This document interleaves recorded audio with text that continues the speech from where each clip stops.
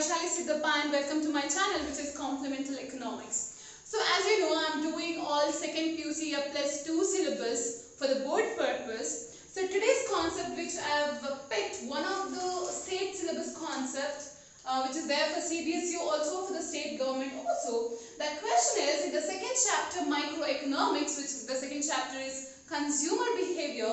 In that we have one of a question which is for 6-mark questions. Seriously, it's a very big marks, definitely makes a 1% different. So now the question is the shift and movement in the demand curve. So the demand curve, in the previous classes I just discussed about demand. So today also I'm going to talk about demand, how demand curve is going to move, and at the same time in a different diagrams how demand curve is going to shift. Before talking about movement and the demand, so let me talk about 4 influential things which are considered as the determinants of a demand. So many things influences the demand. So it is not possible that only the price is going to influence demand. If price is more, demand will be less. People, they really don't feel like buying. So not only the price, so many other things, so many other variables makes difference when demand will be considered. So definitely few concepts are there, few variables are there which is going to make really demand work. So the 4 things, so many determinants are there as I said in the previous classes. So but for your syllabus sake we have taken only 4 determinants. The first determinant is price of the good, exact, the good which I am buying, the particular good price matters. The second one, income of the consumer. The previous classes we have already discussed about it, so just let me remind about it. Price of related goods, it can be substitute, your complementary, your normal, your inferior goods, these all. Taste and preferences. So these are all called as influential things, your determinants of demand. If price changes, income is going to change, price of related goods are going to change, your taste and preferences are going to change. So definitely that all going to influence quantity demand, sometime positively, sometime negatively. So let me talk now when these all determinants are going to influence how demand curve is going to move and shift. So first of all, let me talk about the first determinant, which is P. So what P says, if I am talking about the relationship between quantity demand and the price, by keeping all the other things constant, I am not considering all other things like income, price of related goods and taste and preference, all 3 I have to take it as constant. It is not working at all.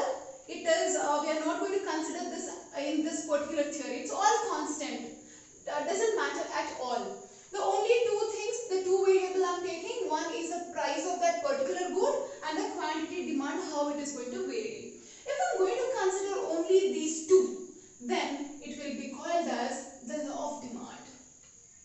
Then that will be called as the law of demand. What the law of demand says? The law of demand says a simple logic, a consumer psychology. What it says, if any good price is going to increase, so we don't feel like buying it. Consumer says, don't buy it because price is too much. So buy lesser the quantity. So because of that, if price increases, the quantity demand is going to decrease. If price is going to increase continuously, the quantity demand is going to decrease. If price is going to decrease, our mind says, consumer mind says, buy more of that particular good because you are getting that in the very lesser prices. So this way, this is exact a logical way how I can explain the law of demand. If price increases, quantity demand is going to decrease. If price decreases, quantity demand is going to increase. So in this diagram, the same thing I am going to talk about now. So now you have 2 topics here. One is the shift, another one is the movement. First, let me talk about the movement. So then I'll come to shift. So in this theory, what you're seeing is you have x-axis and you have the y-axis. In x-axis, we have quantity, the quantity named as Q2, Q1. In the y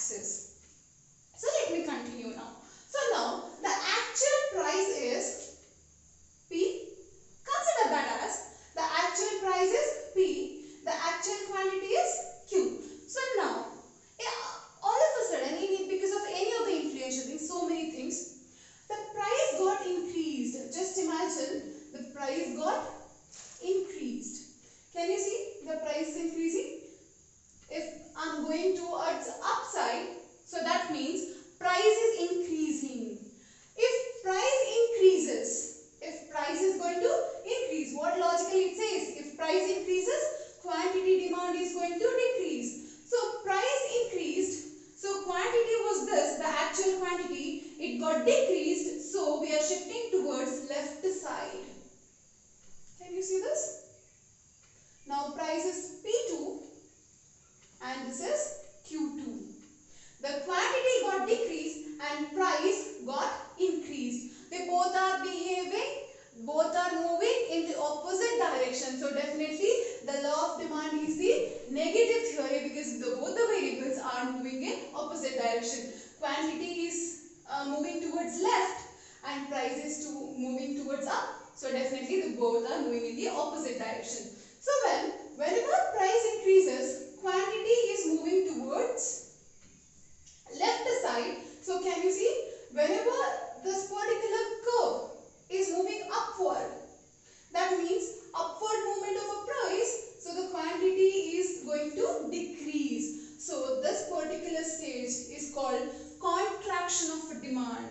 This will be called as contraction of demand. So if price is going to shift P to P2, quantity is going to shift from Q2. So the price and quantity what we are getting, that is P2 and Q2.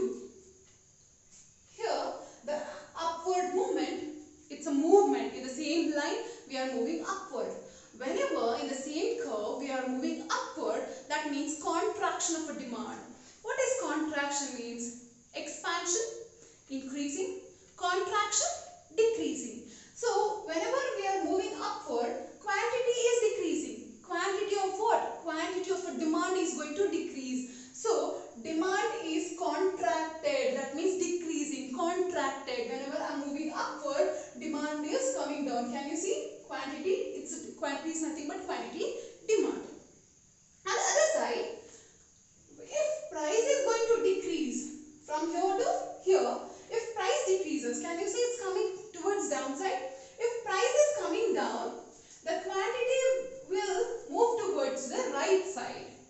Price is coming down, quantity is increasing. Again, both are moving in the opposite direction. Yes, price is decreasing, quantity is increasing. So towards the downside, can you see? The quantity got increased. This is the new curve. The quantity got increased. Whenever the quantity of demand is going to increase, QD, it is nothing but QD. If QD is going to increase, when it is going to increase? When price decreases, quantity is going to decrease. Whenever we are coming towards downside, we are moving towards in the same line. It is not called as a shift, it is called as a movement. When we are coming towards downside, we are moving down.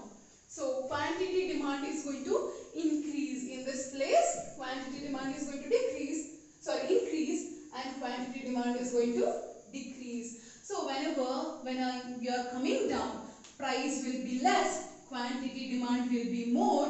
So then quantity demand in the downward movement, quantity demand is going to increase. So it is called as expansion of a demand. Then it will be called as expansion of demand, because by the time we are moving towards down, you can see that the quantity is increasing. Price came down, quantity increased.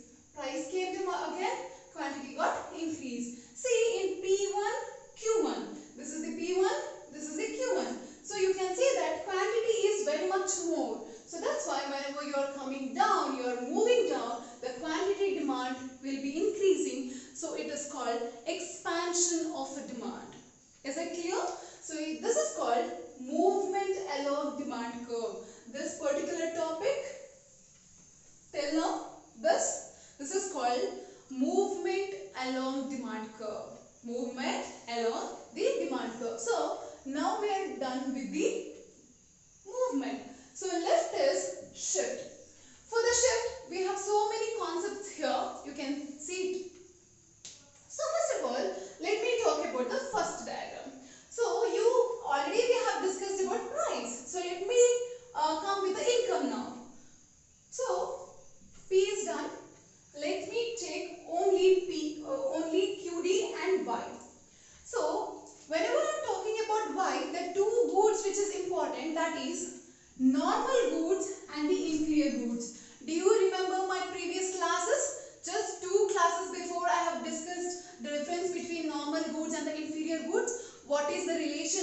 with the income. If you want to understand this perfectly, so you have to see the difference between normal goods and inferior goods, at the same time complementary goods and substitute good. For that you have to see my previous videos to understand what exactly the theory is. So you know that microeconomics maximum theories are very much interrelated. So you have to see my previous classes to understand this in a better way. So here, the first of all, if income is increasing, the normal goods consumption is also going to increase, isn't it? If my income is increasing, normal goods consumption also going to increase. That is what I taught you in the last classes. If income decreases, normal goods consumption is also going to decrease. So both the variables are moving in the same direction. So theory is the positive theory. So whenever you get the positive theory, the demand curve is going to shift towards to the right side. The demand curve is going to shift towards the right side. So I'll give you for this particular diagram, I'll give a name A. For this diagram, the giving name B. In diagram A, you can see that the actual demand is DD. The demand is shifted towards the right side because income increased, normal goods consumption also going to increase. So the curve is going to shift towards to the right side. So we got the new demand curve, which is D1, D1. Is it clear? So we'll talk about now we are done with the normal goods. Let's talk about the inferior goods, how inferior goods are going to behave. In this one, whenever income increases, inferior goods consumption is going to decrease. Inferior goods, so let me write it as inferior goods. Whenever income increases, inferior goods consumption is going to decrease. So I am not going to explain what is inferior goods and all, because I told you, you have to see my previous classes to understand this particular class. If income is increasing, inferior goods consumption is going to decrease. If income decreases, inferior goods consumption is going to increase. So this way, both the variables are moving in opposite direction. So theory is negative. So if income is increasing, so definitely what is happening in the first situation? If income is increasing, inferior goods, I am talking about the only first situation, not the second one now. If the income is increasing, inferior goods consumption is going to decrease. So this is the actual demand curve. And the demand curve is going to shift towards left side. It's going to shift towards left side. So then it will be called as a new demand curve, which is D2. Whenever income increases, normal goods consumption also going to increase, but inferior goods consumption is going to decrease. Can you see? In the same one single diagram, you can come with the conclusion. Income is increasing. What is the reaction with the normal goods? Normal goods is going to increase. Inferior goods is going to decrease. So in single one diagram, I can represent this. In the single one diagram, I can represent like this. This is the actual demand curve. Right side 1, left side 1. So I'll write it as D2, D1, and this is exact D. This is the actual demand curve. If income is increasing, demand for normal goods, it's going to increase. So the demand is going to shift towards right side. So D1 talks about normal goods. Again, income is increasing, but normal goods, inferior goods consumption is decreasing. So demand curve will shift towards left side for the inferior goods. So this is nothing but inferior good. In only one single diagram, I am explaining if income increases, normal goods increasing, so it will shift towards right side. Inferior goods will decrease because it's a negative theory, it's a positive theory. theory, inferior goods will shift towards left side. If you want to mention in the same diagram, then you have to go with this kind of a diagram. In single diagram, right side for the normal good, left side for the inferior goods. So now I am done with one more, which is the income theory. So now let's talk about the price of related goods. In the price of related goods, so we have a theory here. One is a substitute good, another one is a complementary goods. The substitute good, the relationship with the demand, it is positive. It is the relationship, it is definitely, it is a positive. Whenever you have a positive theory, always we are shifting towards right side. So this theory for the positive relationship, this theory for the negative relationship. I gave you price of related goods. There are two examples I have given. One is the substitute goods, another one is the complementary goods. Substitute good having the positive relationship. So we are moving towards right. And complementary goods are having negative relationship. So we are moving towards left. Is it clear? The same logic like this. So what is substitutes and the complementaries? As I said before, you have to see my previous classes to understand yourself, make you understand better what exactly the substitute and the complementary goods, because this is already lengthy video, so I don't want to make it very lengthy by explaining complementary, substitute, normal goods and all. If you want to know about it, please see the previous classes, then come back to this particular theory. So now let's talk about the last one. If you're liking any particular good, so that means your taste and preferences about it, it is going to increase. You're really liking it. You're liking it, your taste and preferences really is there. You want to buy that. So definitely demand is going to increase. If demand increases when it comes to taste and preference, if demand is going to increase, your taste is there. So when we are going with upward, yeah, rightward. So if taste and preference is not there, you don't want to buy it, you are really not interested, you do not want to buy that. So then you are going to move towards the left side because the demand curve is moving towards left. Let me tell you, whenever it comes to movement, this is applicable to only the law of demand. Only in the law of demand, it can move upward in the same curve. In the same curve, they can move upward and downward. You can say the quantity increased, quantity decreased. But when it comes to other determinants,